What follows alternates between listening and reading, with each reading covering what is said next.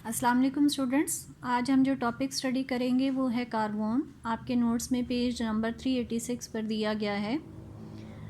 Carbon is present in various essential oils and it exist in optically active forms as well as in racemic modifications. सबसे पहले हम carbon की structure एलुसिडेशन को study करेंगे। जब carbon की स्ट्रक्चर एलुसिडेशन की गई तो सबसे पहले इसका मॉलिक्यूलर फार्मूला जो है वो फाइंड आउट किया गया एंड दैट वाज C10H14O। इसका मॉलिक्यूलर फार्मूला C10H14O था। तो ऑक्सीजन की फंक्शनल नेचर इसमें फाइंड आउट की गई and that was identified as keto group. Second step इसका किया गया, इसकी ब्रोमिनेशन करवाई गई और उससे टेट्रा ब्रोमो प्रोडक्ट प्रोड्यूस हुई which indicated that it contains 2 carbon carbon double bonds. अगर हम इसके पेरेंट हाइड्रोकार्बन का फार्मूला जो है वो कैलकुलेट करें तो C10H14 तो इसमें ऑलरेडी मौजूद हैं। 2 हाइड्रोजन आप इसमें ऐड करेंगे for keto group and 4 hydrogen आप इसमें ऐड कर देंगे फॉर 2 डबल बॉन्ड्स। इस तरह से आपका फार्मूला बन जाएगा C10H20। C10 indicates that it is a monoterpenoid और अगर हम इसको जनरल फार्मूला से रिलेट करेंगे तो इट इज़ CnH2n जो है वो आपका जनरल फार्मूला बन जाएगा which means that it is a monocyclic compound. So you can say that carbon is a monocyclic monoterpenoid. जब इसकी क्लास आइडेंटिफाई हो गई तो नेक्स्ट इसका कार्बन स्केलेटन आइडेंटिफाई करना था। उसके लिए इसको हीट किया गया कार्बन को विद फास्फोरिक एसिड और उससे हमारे पास कार्बाकोल प्रोड्यूस हुआ है जिसमें आपको स्केलेटन जो है वो दिया गया है। ये जो कार्बाक्रोल आपके पास प्रोड्यूस हुआ, इस कार्बाक्रोल से एक चीज़ पता चल गई कि जो आपका कार्बन है उसमें बेसिकली एक 6 मेंबर्ड रिंग मौजूद है जिसमें पैरा पोजीशन पर मिथाइल और आइसोप्रोपाइल ग्रुप्स होंगे और इसके साथ साथ जिस पोजीशन पर इसमें हाइड्रोक्सिल ग्रुप है उस पोजीशन पर कार्बन में कीटो ग्रुप जो है वो मौजूद होगा।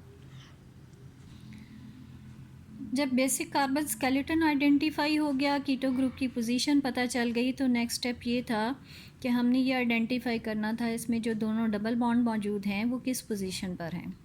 उसके लिए देखिए नेक्स्ट रिएक्शन स्कीम आपको दी गई है और उसमें अल्फ़ा टर्पिनोल से कार्बन को सिंथेसाइज किया गया है। अगर हम रिएक्शंस को देखें तो फर्स्ट आपका स्ट्रक्चर दिया गया है, structure number 1 that is of alpha terpineol. उसमें NOCl के साथ जो है उसमें एडिशन रिएक्शन शो किया गया है। NOCl, इसमें Cl जो है वो नेगेटिव एंड है और NO आपका पॉजिटिव एंड है और उसकी एडिशन हो रही है कार्बन कार्बन डबल बॉन्ड पे according to the Markovnikov's rule. So Cl negative end will go to that carbon atom which has less number of hydrogen. और आप देख रहे हैं कि क्लोराइड उस कार्बन के साथ जाके लिंकअप हुआ है जिसके साथ मिथाइल अटैच है क्योंकि उसके पास लेस नंबर ऑफ हाइड्रोजन थे as compare to the other carbon. और दूसरे एडजेसेंट कार्बन के ऊपर नाइट्रोसाइल ग्रुप जो है वो आपका लिंकअप हो गया। सेकेंड स्टेप में देखिए इसकी आइसोमराइजेशन हो गई है। नाइट्रोसो कंपाउंड्स जो हैं बड़ी आसानी से आइसोमराइज हो जाते हैं and they are converted into oxime. अगर हम इसके इस स्टेप को क्लियर करके देखना चाहें तो आप इसे इस तरह से देख सकते हैं। ये आपके पास इसका नाइट्रोसो कंपाउंड है और इसमें आप देखें कि जो कार्बन के साथ हाइड्रोजन लिंकअप हुआ है वो बॉन्ड शिफ्टिंग हो रही है और इस तरह से O नेगेटिव आपके पास प्रोड्यूस होगा क्योंकि N डबल बॉन्ड O होता है। O नेगेटिव हाइड्रोजन एक्सेप्ट कर लेगा और वो कन्वर्ट हो जाएगा। इस तरह से C डबल बॉन्ड NOH आपके पास प्रोडक्ट बन गई। इट मीन्स कि आपके पास एक ऑक्साइम जो है वो जनरेट हो गया। ये जो आपके पास ऑक्साइम बना है ये फर्दर आगे इसको सोडियम मेथॉक्साइड के साथ ट्रीट करवाया गया है। Sodium methoxide is a base dehydrohalogenation कर रही है। जिस कार्बन के साथ हेलोजन अटैच है उसके एडजेसेंट में से हाइड्रोजन निकाल दें तो नेक्स्ट प्रोडक्ट में आपके पास carbon carbon double bond generate हो गया। एंड लास्ट स्टेप में आपके पास जो है सल्फ्यूरिक एसिड के साथ इसको ट्रीट किया गया है। सल्फ्यूरिक एसिड जो है वो यहाँ पर 2 फंक्शन परफॉर्म कर रहा है। एक तो वो हाइड्रोलिसिस कर रहा है ऑक्साइम ग्रुप की। ऑक्साइम हमने पढ़ा है एल्डिहाइड्स और कीटोन्स जब हाइड्रोक्सिल अमीन के साथ मिलते हैं तो ऑक्साइम्स बनते हैं। इसका मतलब जब हम ऑक्साइम्स की हाइड्रोलिसिस करेंगे तो उससे आपके पास हाइड्रोक्सिल अमीन और एल्डिहाइड या कीटोन दोबारा से रीजनरेट हो जाएंगे। तो यहाँ पर भी आप देखें कि हाइड्रोक्सिल अमीन को जब सल्फ्यूरिक एसिड के साथ रिएक्ट करवाया गया है तो आपके पास कीटोनिक ग्रुप जो है वो जनरेट हो गया चूँकि विद इन द चेन था ये। इसी तरह से दूसरा फंक्शन जो यहाँ पे सल्फ्यूरिक एसिड परफॉर्म कर रहा है that is the dehydration of alcohol भी यहाँ पर हो रही है। जिस कार्बन के साथ हाइड्रोक्सिल अटैच है कंपाउंड नंबर 4 में, उसके एडजेसेंट में से हाइड्रोजन निकल गई है और कार्बन कार्बन डबल बॉन्ड आपके पास जो है वो इसमें जनरेट हो गया। इस तरह से अल्फ़ा टर्पिनोल से कार्बोन जो है वो सिंथेसाइज हो गए। लेकिन ये जो स्कीम आपको दी गई है इसमें 2 स्टेप्स जो हैं वो एम्बिगुअस थे, और वो 2 स्टेप्स जो एम्बिगुअस स्टेप्स थे वो क्या थे। एक कंपाउंड नंबर 3 से 4 में जब कन्वर्ट हुआ है जिसमें डीहाइड्रोहेलोजिनेशन हुई है, तो आप उसमें देखें जब डीहाइड्रोहेलोजिनेशन हुई है तो 2 पॉसिबिलिटीज़ थी।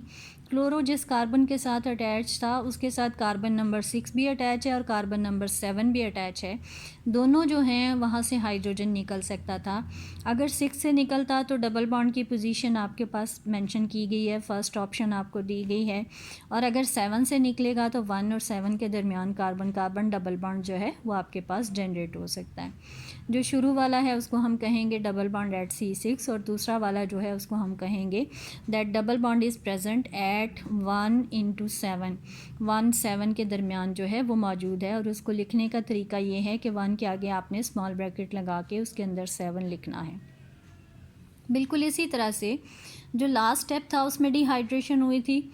डिहाइड्रेशन में भी जिस कार्बन के साथ आपका हाइड्रोक्सिल था उसके एडजेसेंट में से हाइड्रोजन निकलनी थी।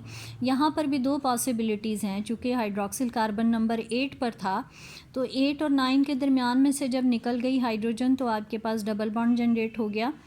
इसको हम कहेंगे कि कार्बन डबल बॉन्ड जो है वो आपका C8 पर मौजूद है। या दूसरी ऑप्शन ये भी थी कि 8 के बिल्कुल एडजेसेंट कार्बन नंबर 4 भी मौजूद है।